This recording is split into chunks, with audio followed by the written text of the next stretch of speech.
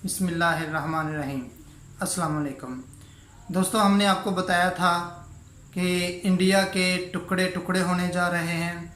अब चीज़ें फाइनली उस तरफ जा रही हैं जो हमने आपको बताया था। इंतहाई खुशी की खबर पाकिस्तान के लिए और पूरी दुनिया के लिए, और इंतहाई खौफनाक और गम की खबर इंडियन के लिए, ख़ास तौर पे हिंदुओं के लिए, जो हिंदुत्व का नज़रिया लेकर कई सदियों से इंडिया के अंदर अपनी कार्रवाइयाँ कर रहे हैं। दोस्तों, हम आपको फाइनली चीज़ें बताने जा रहे हैं कि इस वक्त पेशरफ्त क्या हो रही है। आप हमारी वीडियो को लाइक करें, हमारे चैनल को सब्सक्राइब करें और शेयर करें। दोस्तों, खालिस्तान की तहरीक इस वक्त पीक पर पहुंच चुकी है। पिछले 40 साल के निस्बत इस वक्त जो इस तहरीक को उरूज मिल रहा है, उसकी वजह यह है कि 2020 में 2020 में रिफरेंडम होने जा रहा है, और रिफरेंडम फैसला करेगा कि सिख इंडिया के साथ मर्ज रहेंगे या उनका अलहदा एक मुल्क होगा। जो कि सिख हैं वो इस चीज़ को लेकर बहुत जज्बाती हैं और वो रैलियां निकाल रहे हैं, नारेबाजी कर रहे हैं खालिस्तान की। खालिस्तान उन्होंने अपना सिखस्तान को अलहदा करने के बाद सिखों ने अपना एक जो मुल्क बनाना है उसका नाम उन्होंने खालिस्तान रखा है। और इस खौफ की वजह से, इस डर की वजह से कि कहीं ये सिख इस नज़रिए में कामयाब ना हो जाएं, अपना मुल्क अलहदा करने में कामयाब ना हो जाएं, तो इंडियन बीजेपी की हुकूमत ने ये फैसला किया, बल्कि खुफिया तौर पर उन्होंने ये काम किया कि जो सिख हैं इंडियन आर्मी के अंदर, इंडियन फौज के अंदर, मिलिट्री के अंदर जो सिख हैं उनको इस्तीफे देने के लिए लेटर जारी कर दिए।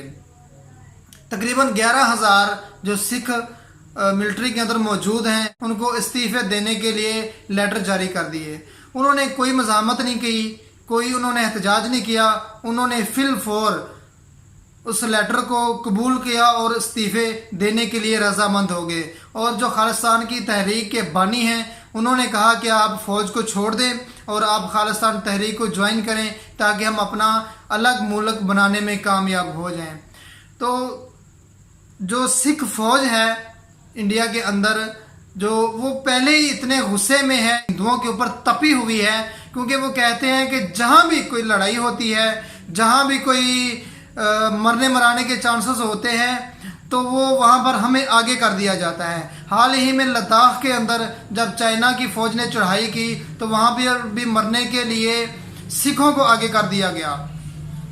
कश्मीर के अंदर सिखों को आगे कर दिया जाता है, वहाँ पर भी बहुत सारे जो इंडियन फौजी मरे, उनमें अक्सरियत तादाद जो वो सिखों की थी। आपको याद होगा कुछ अर्सा पहले पुलवामा हमला हुआ था, जाली हमला जो इन्होंने करवाया था, उसके अंदर भी अक्सरियत जो फौजी मरे थे वो सिख थे।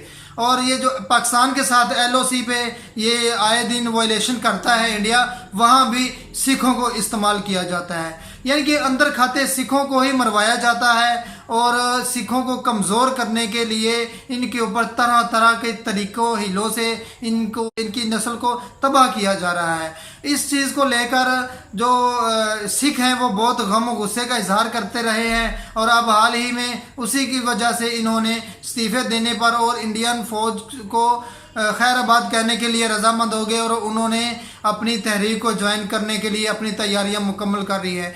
इस वक्त जज्बाती हो चुके हैं और वो अपना अलग मुल्क खालिस्तान बनाने के लिए बिल्कुल वो तैयार बैठे हुए हैं। इसके लिए उनको लड़ना पड़े, इसके लिए मरना पड़े, इसके लिए जो भी उनको करना पड़े, अब वो बैठने वाले नहीं हैं। मतलब कि हम जो आपको बता रहे थे कि इंडिया इतनी कमज़ोर पोजीशन पर आ चुका है। देखिए, आपने देखा कि लद्दाख के ऊपर चाइना तकरीबन कब्जा कर चुका है।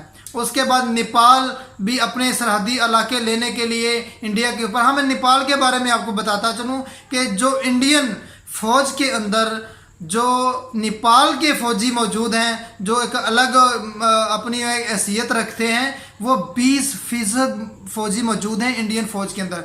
उन फौजियों से भी इंडियन जो गवर्नमेंट है उसको बगावत की बू आ रही है और वो इस खौफ में मुब्तला हो चुकी है कि कहीं नेपाली फौजी भी बगावत ना कर दें, उधर से सिख फौजी बगावत ना कर दें, क्योंकि 2020 में रिफरेंडम जो होना है सिखों का वो करीब आ चुके हैं टाइम टेबल, और उस वजह से इस खौफ के मारे हुए जो मोदी की हुकूमत है, डरे हुए मोदी की जो डरी हुई हुकूमत है, उसने ये फैसला किया कि सिखों को फौज से बाहर निकाला जाए, और वो बाहर निकलने के लिए रजामंद हो गए, तैयार हो गए, क्योंकि अब वो चाहते हैं कि हम अपना सारा वक्त और अपनी सारी सलाहियत जो है वो अपने मुल्क की तहरीक को कामयाब करने के लिए सर्व करेंगे।